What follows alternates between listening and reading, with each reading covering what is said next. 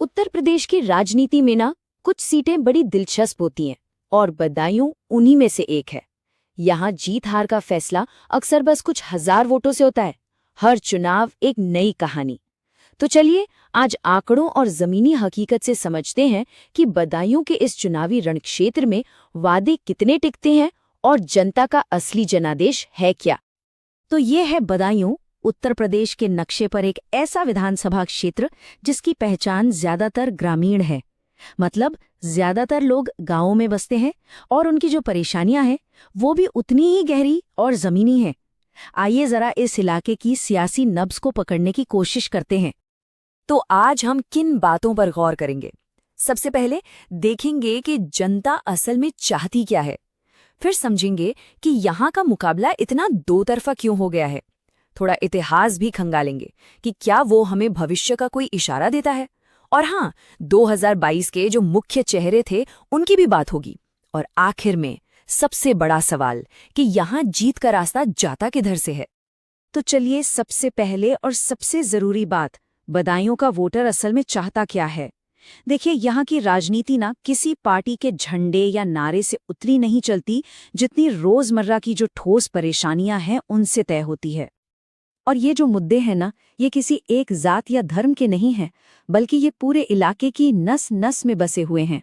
सोचिए, एक तरफ बेरोजगारी है जिसके चलते नौजवानों को घर छोड़कर बाहर जाना पड़ता है।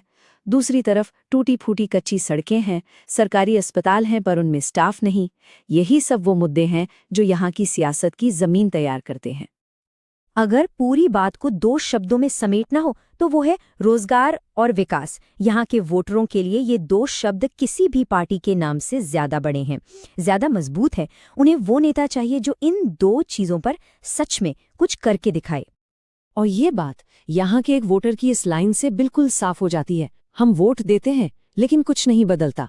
सोचिए, इस एक लाइन में कितनी निराशा है, कितनी हताशा है। ये आवाज नेताओं से जवाबदेही मांग रही है, कह रही है कि हमें असली नतीजे चाहिए। अच्छा, तो जनता की भावनाओं को तो हमने समझा। अब जरा उन ठोस आंकड़ों पर नजर डालते हैं जो यहाँ के चुनावी मुकाबले की असल तस्वीर दिखाते हैं, क्योंकि नंबर्स जो है वो कहानी का एक बिल्कुल अलग पहलू सामने रखते हैं। 11,179 2022 के चुनाव में बीजेपी की जीत का मार्जिन बस इतना ही था। ये नंबर हमें बताता है कि ये सीट कितनी ज्यादा कांटे की टक्कर वाली है। मतलब कुछ हजार वोट इधर से उधर हुए और नतीजा पूरी तरह पलट सकता है। अब जरा 2022 के वोट शेयर को देखिए। ये और भी मजेदार कहानी है। बीजेपी को मिले करीब 46% वोट, समाजवादी पार्टी को 41% और बीएसपी वो सिमटकर सिर्फ 10% पर रह गई। मतलब साफ है, लड़ाई सीधी सीधी दो पार्टियों के बीच हो गई। लेकिन यहीं पर एक बड़ा दिलचस्प सवाल खड़ा होता है। समाजवादी पार्टी का वोट शेयर 2017 के मुकाबले 7.5% बढ़ा। इतनी बड़ी छलांग, फिर भी वो चुनाव हार कैसे गई? इसका जवाब छिपा है वोटों के ध्रुवीकरण में। हुआ ये कि बीएसपी का जो वोट टूटा वो सिर्फ सपा के पास नहीं गया, वो बीजेपी और सपा दोनों में बट गया।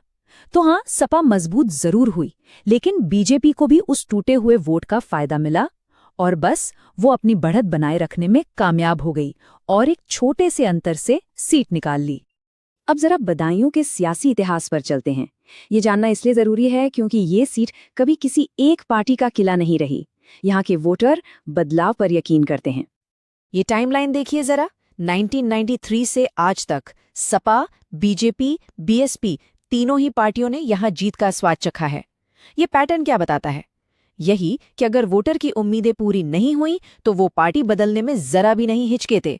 हाँ, ये बात सही है कि पिछले 2 चुनाव बीजेपी ने जीते हैं, लेकिन इतिहास हमें ये भी याद दिलाता है कि यहाँ एंटी इनकम्बेंसी मतलब सरकार के खिलाफ वोट देने का ट्रेंड हमेशा से मजबूत रहा है। तो 2022 में जो 2 मुख्य उम्मीदवार आमने सामने थे, अब जरा उन पर नजर डालते हैं, क्योंकि उनकी वजह से ही ये मुकाबला इतना रोचक बना। एक तरफ थे बीजेपी के महेश गुप्ता, 3 बार के विधायक, एक स्थापित स्थानीय नेता की छवि और कोई क्रिमिनल केस भी नहीं।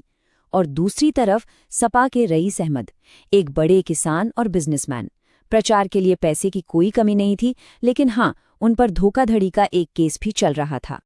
तो इतनी सारी बातें समझने के बाद अब हम आते हैं सबसे बड़े सवाल पर।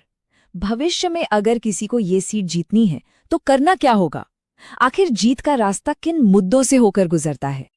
देखिए, पूरा विश्लेषण बिल्कुल साफ इशारा करता है।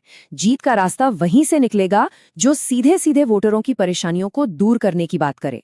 एक ऐसा रोजगार विकास का ब्लूप्रिंट जिसमें गांव के नौजवानों को नौकरी की गारंटी हो ताकि उन्हें बाहर न जाना पड़े, बाढ़ से बची रहने वाली पक्की सड़कें हों, अस्पतालों में डॉक्टर और दवाइयां हों, किसानों को सही मदद मिले और महिलाओं की सुरक्षा और उनके कल्याण पर ध्यान दिया जाए। और आखिर में हम इसी एक बड़े सवाल के साथ इस चर्चा को समाप्त करते हैं। क्या बदायूं में कोई पार्टी सिर्फ अपने नाम और पहचान के दम पर नहीं, बल्कि काम यानी परफॉर्मेंस और विकास के ठोस एजेंडे पर फोकस करके वो जो 11,000 वोटों का छोटा सा फासला है उसे पाट सकती है? इस सवाल का जवाब बदायूं का आने वाला कल तय करेगा।